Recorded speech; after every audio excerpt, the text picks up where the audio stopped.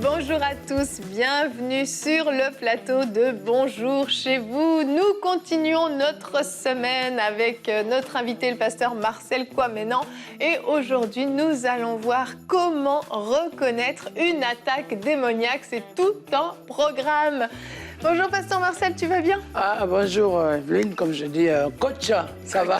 Coach de tous les matins pour vous, parce qu'avec un verset, un message, un encouragement, un témoignage, ça vous donne de commencer la journée. Ben, c'est ça un coach. C'est génial parce que déjà hier, il a défini Bonjour chez vous et il a bien compris le concept. Hein. Tu as bien fait des devoirs, vraiment, vraiment.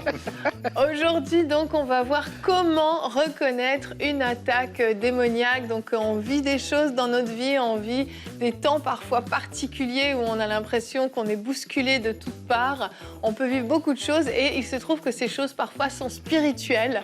Donc, on va en parler aujourd'hui. Et Marcel, dans la rubrique Conseil du coach, tu vas donner des clés pour savoir qu'est-ce qu'on peut faire lorsqu'on est attaqué, lorsqu'on vit des attaques démoniaques. Quelles sont les choses à faire pour équiper nos amis à la maison?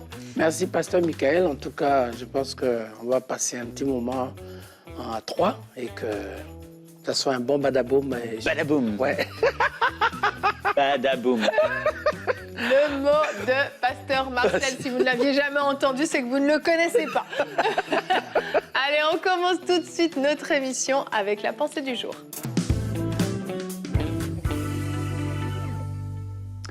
La Bible nous dit que nous avons un ennemi, le diable, qui est comme un lion rugissant, qui rôde autour des croyants et qui cherche qui il va dévorer. Et nous devons avoir conscience de cette réalité. Vous devez avoir conscience de cette réalité parce que trop souvent, lorsqu'on a des problèmes qui se manifestent dans le monde physique, dans le monde naturel, à travers des situations difficiles peut-être de notre couple, de votre couple, des situations difficiles dans les relations, des situations difficiles dans votre corps physique, dans vos pensées, dans vos émotions, vous êtes submergé, ça ne va pas, et bien souvent on va vouloir régler ces problèmes et se battre avec des armes qui sont des armes humaines, parce qu'on se dit c'est un problème humain. Mais la Bible nous dit que nous avons un ennemi, il est comme un lion. Jésus a dit qu'il n'est pas gentil, il est venu pour tuer, dérober, voler, égorger, détruire. Il veut votre peau, il veut vous tuer, il veut vous voler, et c'est l'ennemi de notre âme.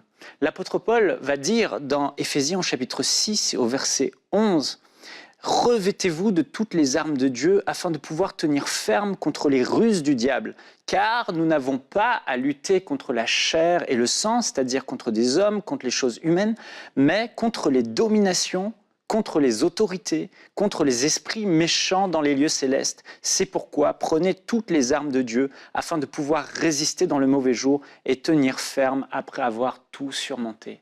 Frères et sœurs, vous ne pouvez pas imaginer à quel point, derrière des situations qui paraissent tellement humaines, il y a derrière des mauvais esprits qui chevauchent les gens, des mauvais esprits qui tiennent et qui tirent les ficelles. Et parfois même, dans la vie de nombreux enfants de Dieu, malheureusement, des esprits impurs qui agissent même à l'intérieur d'eux. Et vous allez peut-être me dire, mais comment c'est possible si je suis né de nouveau, si j'appartiens à Jésus, comment un esprit mauvais peut habiter en moi? Vous ne pouvez pas être possédé dans votre esprit. Vous ne pouvez pas avoir un esprit mauvais dans votre esprit parce que vous êtes né de Dieu et le Saint-Esprit habite dans votre esprit, il a été scellé. Mais vous pouvez très bien avoir un mauvais esprit dans les autres dimensions de votre être, votre âme, vos émotions, vos pensées ou votre corps. Et cet esprit a pour objectif, pour mission de détruire votre vie.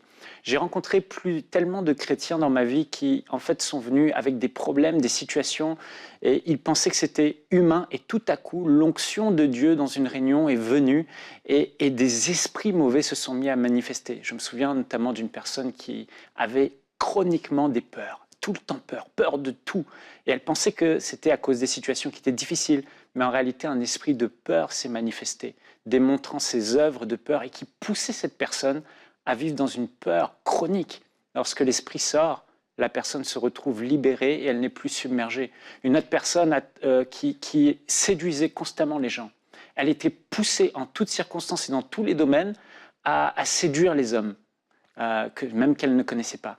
Quand l'esprit s'est manifesté, c'était un esprit de séduction. Il a poussé un grand cri, il est sorti, et cette personne n'a plus jamais fait de rêve impur et n'a plus séduit les gens qu'elle ne connaissait pas de toutes parts. Voyez-vous, ce sont les œuvres de l'ennemi. La personne manifestait quelque chose de très naturel, mais pourtant c'était le cas. Et tellement de personnes ont envie de se suicider. Elles pensent normal, oui, c'est parce que ma vie est dure, parce que c'est difficile. Mais à l'intérieur, il y a un esprit parfois mauvais qui pousse ces personnes à mourir, à la mort. Et c'est important de discerner et de comprendre, oui, il y a des réalités spirituelles. Le combat n'est pas toujours un combat humain, il est souvent un combat spirituel. Et vous devez vous armer de la parole de Dieu, des dons spirituels, du discernement des esprits, de la prière pour aller mener un combat contre des ennemis spirituels, parce que les armes naturelles ne servent à rien dans ces situations-là.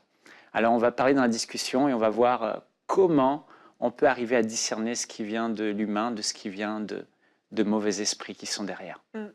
Merci. C'est vrai que ce sont des réalités spirituelles et le but n'est pas de faire peur aux croyants, à vous qui nous écoutez, en disant faites attention, le diable est méchant, ayez peur de lui, absolument pas. Mais le but, c'est d'être conscient de cette réalité spirituelle et d'être libre en bout de ligne, effectivement, parce qu'en fait, nous avons reçu toute autorité. Et donc, nous n'avons pas à avoir peur, mais par contre, nous avons reçu une autorité pour combattre. Notre verset du jour rejoint ce que tu viens de partager, chérie, Éphésiens 6 au verset 11, un verset bien connu par la plupart des croyants. Revêtez-vous de toutes les armes de Dieu afin de pouvoir tenir ferme contre les ruses du diable. Et nous avons des armes spirituelles. La Bible dit également que nous n'avons pas à lutter contre la chair et le sang, mais contre les principautés, contre en fait toute la puissance de l'ennemi, donc toute la puissance du diable. Et la Bible nous enseigne ces choses pour que nous puissions être équipés, pour qu'au jour où les attaques arrivent dans nos vies, pour les jours où le diable va se déchaîner contre nous, on soit capable de discerner, on soit capable de réagir et on ne se laisse pas simplement marcher dessus de manière comme si on ne pouvait absolument rien faire. Oui, exactement. Je crois que aujourd'hui, les attaques, c'est un phénomène un peu particulier parce que des enfants, des personnes âgées, des foyers, des couples, au travail, aux finances, à la santé, on est exposé à beaucoup de choses. Et à côté de ça, il y a des gens aussi qui voient le diable partout, qui se sentent attaqués de part et d'autre. Quand ils voient un oiseau, c'est une attaque. Quand ils ont mal digéré la nuit, c'est une attaque. Quand ils ont fait un cauchemar, c'est une attaque. Mais revenons au vrai sens des problèmes réels. Et ce qu'on appelle une attaque, le mot attaque, quand on parle de la définition d'attaquer, déjà, ça va sur de l'agression, quelque chose qui est fait pour nuire, c'est quelque chose qui est fait pour troubler l'autre. Une attaque, c'est souvent volontaire ou involontaire, hein, mais la personne qui subit une attaque passe un moment difficile de sa vie. Il y a des attaques humaines, il y a des attaques spirituelles définies sur 3 catégories sur le plan spirituel. Il y a des attaques des démons. Il arrive aussi que ce soit des attaques que les esprits impurs utilisent des gens pour agir. Donc, il y a les démons qui attaquent directement les gens. Et aussi le fait que les gens sont utilisés, manipulés, autrement dit, possédés. Donc, ils agissent sous contrôle des démons. Et il arrive aussi des attaques où c'est une action du diable lui-même. C'est très rare parce que une fois, je me suis retrouvé à prier pour une personne pendant 6 mois qui était possédée de 12 000 démons. Et on se rappelle un peu de cet homme qui dormait dans le cimetière et qui avait une légion. Les légions, à peu près, on a estimé une légion, c'est à peu près 1200 personnes à peu près, ou démons, dans ce cas de figure. Et on se rend compte que c'est l'attaque ici, cette personne, on va voir 3 phénomènes sur la personne. Il y a le fait qu'elle-même, un jour, elle n'est pas née comme ça. Elle a été un jour envahie ou atteinte de cette situation provoquée par le monde des ténèbres, en l'occurrence les démons, la légion. Et ensuite, elle, à son tour, qu'est-ce qu'elle faisait? Étant sous domination de cette souffrance, qu'est-ce qu'elle faisait? Elle maltraitait, elle réagissait, elle agressait les gens qui passaient. Donc, toi qui reçois cette agression, c'est une attaque pour toi. Mais à côté de ça, il y a l'autre phénomène de l'attaque que cet homme a vécu, c'est le fait qu'elle n'était plus, elle n'avait plus droit à la belle vie, à la joie, et elle était complètement absorbée. Elle était déstabilisée dans sa vie à elle-même. Elle était utilisée par le diable qui faisait de sa vie ce qu'elle voulait. Et après, il y a ce qu'elle faisait aux gens. Donc, ce trio de millimélo, et on se retrouve à être mal. Donc, c'est pour ça que je tiens à préciser le fait que, à la base, Dieu a créé l'homme pour qu'on vive en paix. Dieu a créé l'humain pour que... Vous voyez, lorsque dans le jardin d'Éden, il y a la connaissance du bien et du mal, on est passé à une phase où, au lieu de vivre naturellement, sans chercher dans la réflexion de pourquoi tu m'as dit ci, pourquoi tu n'as pas fait ça, où les gens cherchent tout le temps des petits codes à savoir qui est jaloux de moi, qui est contre moi. Vous voyez, le fait de savoir le bien et le mal, les gens sont passés à une phase où même ce qui paraît bien, quand quelqu'un ne le comprend pas, il peut le considérer dangereux dans sa vie. Donc, ça veut dire beaucoup de choses de nos jours et c'est important que, en tant qu'enfant de Dieu, qu'on ait suffisamment le discernement, qu'on ait le Saint-Esprit pour pouvoir un peu sortir un peu de tout ce mélu-mélou et avoir une bonne connaissance des situations et aussi savoir quelles sont les armes qu'il faut avoir et aussi de quelle manière il faut prier et si ça doit être accompagné d'un jeûne de prière, s'il faut aussi peut-être passer dans un temps de louange, d'adoration, surtout de recherche profonde avec Dieu comme le peuple de Dieu avec Josué face à l'attaque horrible de Jéricho. Parce que là, ils sont venus, ils ont saisi les enfants de petits. Et la Bible dit que les gens mettaient en exhibition, en humiliation ce peuple et qu'ils se retrouvaient tellement mal qu'ils sortaient tellement hors de lui qu'ils étaient un peu atteints par le fait que c'était des choses qui touchaient la famille, qui touchaient les entrailles. Vous savez, la relation de mère-enfant, c'est terrible, la personne perd pied. Mais Dieu va donner un ordre à Josué. Il lui dit, va et fais le tour de Jéricho. Donc, aujourd'hui, dans les différentes attaques, il faut identifier quelle attaque c'est.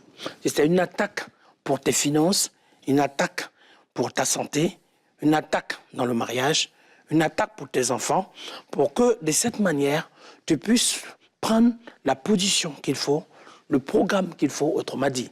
La prière, il y a des prières de 2 jours, il y a des prières de 3 jours, il y a des prières de 24 heures enfermées, il y a des prières de Daniel qui a fait 21 jours en mangeant, comme on dit, on mange des légumes le soir, comme on dit, léger. Et il y a des moments où on rentre en prière de rendez-vous avec Dieu pour pouvoir déloger ces montagnes. Parce que quand c'est une montagne, attention, les différentes attaques, il y a celles qu'on peut appeler montagnes, celles qui se manifestent sous forme de ruse, dans même la forme même de Satan, hein, du serpent, entre guillemets, avec la ruse qui vient un peu mettre les conflits entre les gens. Il y a aussi une autre forme d'attaque où ça vient pour aspirer ta santé, ta joie, ta paix.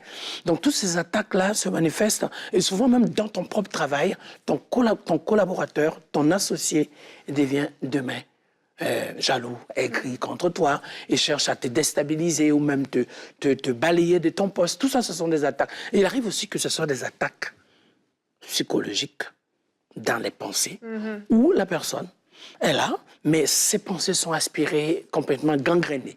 Donc c'est pour ça qu'aujourd'hui, parlant d'attaques démoniaques, surtout que le sujet est bien précis, mais les démons, aujourd'hui, ont compris une chose que nous, les enfants de Dieu, n'ont pas compris. Les démons se sont beaucoup plus adaptés. Ils utilisent aujourd'hui la ruse. Parce qu'ils savent que si un démon vient avec les cornes, là, pour dire « ouais, je vais t'attaquer », ouais, tu dis « ah, ça c'est le diable ». Mais il utilise quelque chose. Il utilise le piège. Il utilise les stratégies. Il utilise ton point faible. Il passe par là où tu t'attends le moins. Là où tu n'as pas beaucoup de vigilance. Là où tu manques de rigueur pour pouvoir te déstabiliser. Donc, c'est pour ça qu'un enfant de Dieu, il faut aussi fermer ces portes-là, les portes du sentimentalisme. Quand on dit le mot sentiment veut dire sentir, ça ment déjà. Hein? Donc, si l'ennemi passe par le côté émotionnel, il va t'avoir quelque part. S'il passe aujourd'hui par un point faible qui est beaucoup plus, peut-être tes finances, parce que tu es quelqu'un qui aime beaucoup l'argent et la mode et la vie, ça va aussi t'atteindre. S'il passe quelque part, par le fait que tu donnes beaucoup plus de temps dans ton travail ou même de priorité, il va passer toujours là où tu ne t'attends pas, là où tu as baissé la garde. Donc aujourd'hui, les attaques démoniaques, il ne faut pas aujourd'hui te dire, ouais, ça c'est le diable, ça c'est pas le diable. Non, le diable a changé de stratégie. Il peut utiliser certaines choses pour lesquelles tu ne t'attends même pas. Regarde comment on fait la pêche. On fait des appâts. Mais aujourd'hui, attention, l'appât que l'ennemi utilise, ce sont des choses que tu prends plaisir à aimer. L'appât, c'est ton péché. Eh oh, tu veux sortir de là, c'est ton péché là. Le péché mignon que tu cajoles, que tu tiens bien, c'est là qu'il va passer. Donc, plus tu repousses ces péchés, plus tu vis dans la sainteté, dans la sanctification, dans la lumière de Dieu. Les œuvres du diable, déjà, c'est les ténèbres. Donc, lorsqu'il n'y a pas d'effet d'œuvre de ténèbres dans ta vie, tu es sûr que même si tu as ta petite foi, déjà, ça te protège de certaines attaques. Et un point majeur, les attaques agissent toujours dans l'ombre, dans tout ce qui est complotisme, calcul, manigance. Mais tu dois vivre dans la vérité. Face à toutes ces choses, la vérité et la vie dans la parole de Dieu te maintient dans le cap pour que, en fait, tu ne peux pas empêcher les attaques du diable. Par contre, ta vie peut te protéger de toutes les attaques autour de toi.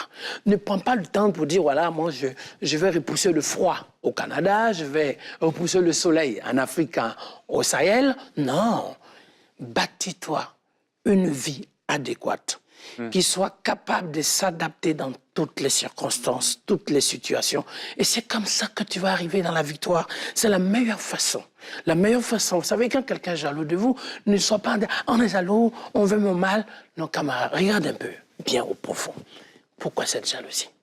Est-ce que cette jalousie, elle se manifeste par rapport à une compétence, à une qualité, à un don, un poste, une responsabilité, une mission que tu as? Mais si tel est le cas, amplifie ta mission. Amplifie le don, amplifie, laisse la personne. Ne te tourne pas vers l'individu pour dire, oui, ils sont comme ils sont contre moi, moi aussi je vais utiliser, moi aussi je vais me venger. Non, reste dans ton cap. Parce que ce qui est vrai avec Dieu, c'est qu'il faut être par-dessus tout, en fait, capable de marcher dans les lois de Dieu comme le modèle même de Christ. Jésus a dit quoi? Lorsque cette femme a crié, oh là là, Seigneur, tiens, voilà un verre d'eau pour t'aider au moment où il portait la croix. Il dit, femme, plutôt, donne à manger, inquiète-toi pour ton enfant. Oh, Jésus va toujours, il va dire même, pardonne-leur sur la croix, parce qu'ils ne savent pas ce qu'ils font. Il faut que la bonté de Dieu, parce que dans le livre de Genèse chapitre 6, il y a une chose qui m'a marqué.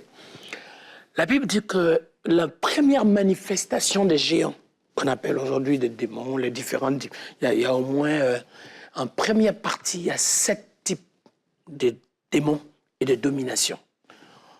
Et on va se rendre compte dans cette première partie, il y a ce qu'on appelle les géants. Mais lorsque les géants ont commencé à se manifester, alors ils vont mettre la méchanceté, le mauvais cœur, la révélation du cœur de l'homme va commencer à changer et ça va être la source et la nourriture de ces démons-là. Donc ces géants vont agir, ces géants en Goliath, mais il faut des gens humbles, des gens simples, qui peut-être n'ont rien dans la main, mais ils ont Dieu, ils ont l'essentiel, ils ont la crainte de Dieu, ils ont la repentance de David, ils ont la sanctification du cœur de Dieu dans l'harmonie et surtout dans la parole de Dieu. Et on va voir aussi quelque chose qui a, comme Samuel. Samuel qui était toujours là, cet enfant qui était attaché à Dieu. Donc vous voyez, et derrière, on va se rendre compte aussi que dans le cas de Samuel, c'était pas lui qui avait les attaques, c'était sa mère. C'est une forme d'attaque quand tu te lèves tous les matins, que tu as la même musique, des choses méchantes, des choses humiliantes, des choses qui t'abaissent. Et à un moment donné, tu perds pied, quoi. Mais sa mère va porter ce fardeau-là. Ou elle va faire quoi? Même jusqu'à ce que le serviteur de Dieu va considérer cette femme comme une femme ivre. On peut le vivre aussi comme une agression. En disant, ah oui, moi je ne comprends pas, je vais à l'église, le pasteur, ou même ce que Pierre a manifesté. Enfin, Jésus a manifesté auprès de Pierre en disant, arrière de moi Satan. On peut dire, oh, tu te rends compte? Mais non, quand on veut aller plus loin, on doit arrêter de regarder le mal à gauche, à droite, de transférer tout, transporter tout, d'imaginer tout, de rapprocher, dans la vie le plus simple possible, frère. aie seulement les yeux fixés sur Dieu. Si tu traverses une épreuve, tire de l'épreuve une situation de témoignage et surtout un diplôme dans l'épreuve que tu vis. Si tu traverses Ésaïe 43, si tu traverses le feu ne va pas te brûler. Donc, ne dis pas, oh Seigneur, protège-moi le feu. Mais sois prêt, afin que le jour où tu te retrouves confronté au feu, confronté à la vague, aux océans, que cela ne te noie pas. Et au contraire, qu'est-ce que tu fais? Que tu marches sur l'eau, que tu traverses ce feu-là. Donc, les attaques démoniaques, c'est vrai, il y en a et il y en aura encore. Mais par contre, on n'a pas vu suffisamment des hommes et des femmes qui soient capables de se lever pour briller, pour vivre la plénitude, la puissance de Dieu. Et on verra qu'au lieu de parler d'attaque de l'ennemi, on verra victoire de Dieu pour les enfants de Dieu. Vous savez, autre chose aussi qui me touche énormément, nous sommes un peu comme à la traîne chaque fois. C'est-à-dire qu'une attaque arrive, une situation arrive, c'est là qu'on commence à se dire « Oh, tu as vaincu Satan ». Mais nous devons suffisamment vivre une relation avec Dieu, une marche avec Dieu, une communion avec Dieu, la présence de Dieu de telle enseigne qu'en fait, les attaques du diable n'aient même pas la possibilité de se manifester. Nous soyons suffisamment protégés, je ne veux pas dire blindés, mais suffisamment dans les armes spirituelles qui sont déjà un moyen pour nous d'être suffisamment équipés de la tête aux pieds. De dons spirituels qui permettent aussi d'avoir un discernement, une compréhension, une interprétation des situations. Okay?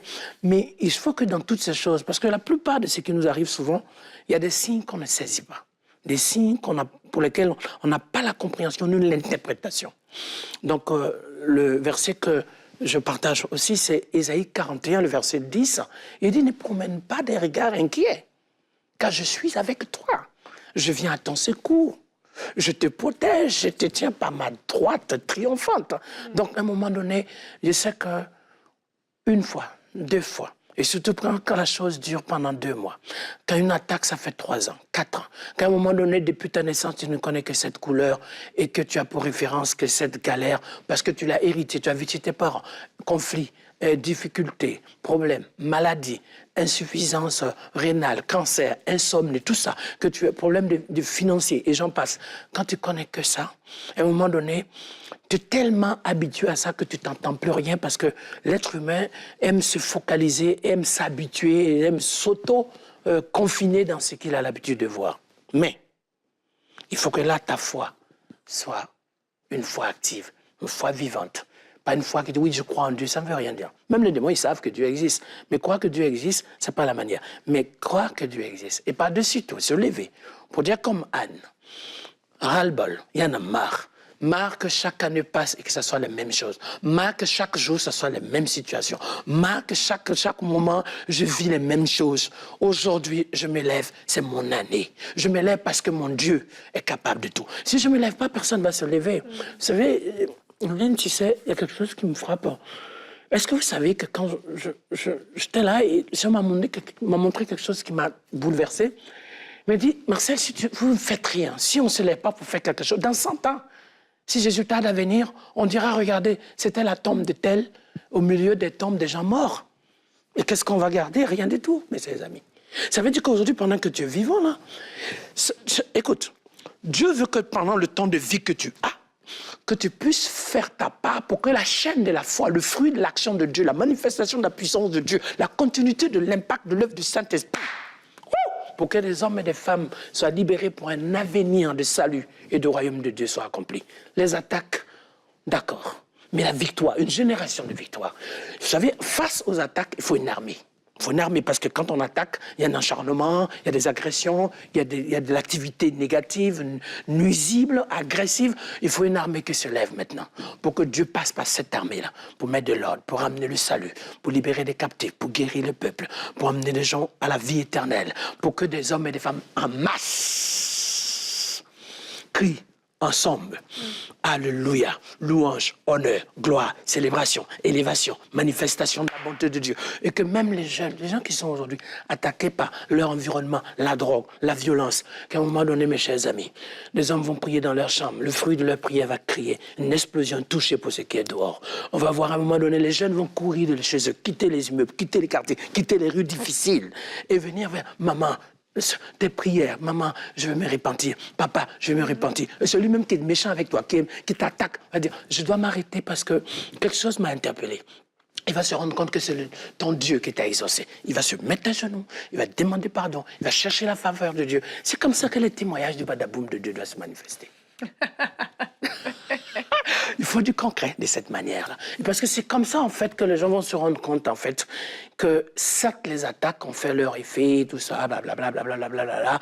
Il y a été beaucoup de choses nuisibles, de dangers catastrophiques. Mais le Dieu que nous avons, vous voyez ce que Dieu a fait à Ézéchias? Il était programmé pour mourir. Il devait lâcher sa vie. Oui, ça peut être une attaque. Une fin de vie, si ce n'est pas le temps de Dieu qui te rappelle, c'est catastrophique. Mais lui s'est levé. Malgré que le prophète lui a dit, maintenant ton heure est arrivée, il s'est levé, il a parlé à l'Éternel. Il faut aujourd'hui de cette manière, mes chers amis. Parce que là où il y a l'attaque, il faut que nos attaques soient transformées en quoi? Un témoignage de victoire. Et Dieu est prêt, et Dieu agit, et Dieu est au rendez-vous. Voilà, je ne sais pas, mais j'ai... Et puis c'est pas en tirant comme des Rambo que nous allons faire face. C'est des films virtuels, vous savez, au lieu de nous imaginer un peu à cette facilité. Mes chers amis, c'est dans le jeûne, dans la prière, dans l'intercession, sans se levant dans la méditation de la parole de Dieu. Mes chers amis, pendant que les gens dorment, et quand toi tu sais que tu te réveilles, que tu sais que le matin, quand tu sais que le jour est mieux, pour que Daniel puisse gagner, il a fait 3 choses. À l'heure du repas que nous mangeons aujourd'hui, lui, c'est 3 heures, c'est 3 moments de rendez-vous de la journée. Il était en prière. Donc nous, on a copié Daniel pour manger. Mais Daniel, lui, c'était une vie de prière, c'est pour ça qu'il a gagné. Et il a vaincu les lions et que ses amis ont gagné aussi l'attaque du feu. Amen, amen. Merci Marcel pour ce conseil du coach original, mais surtout plein de pépites. Tu me fais rire. Mais tu nous as bénis avec plein de pépites. Réécoutez, parce qu'il en a dit beaucoup. Et on l'a perdu. C'est la tradition dans vos jours chez vous. C'est un fou rire par année pour Marcel. Réécoutez, il y a eu beaucoup de choses très importantes qui ont été dites. Et ce que vous devez surtout retenir, principalement, c'est ça, c'est que vous avez la victoire sur ces choses-là. Elles ne peuvent pas vous dominer jusqu'au bout. Vous avez la victoire. Résistez à toutes ces choses qui vous envahissent, qui vous oppressent, que vous puissiez les dominer et ne pas perdre le contrôle. Merci Marcel d'avoir été avec nous aujourd'hui encore. Demain, tu seras avec nous. On change de sujet. On va parler du baptême du Saint-Esprit. Qu'est-ce que le baptême du Saint-Esprit? On a perdu Marcel. Marcel, tu feras une réponse d'expert demain. Comment recevoir le baptême du Saint-Esprit? Merci d'avoir été avec nous et bonjour chez vous.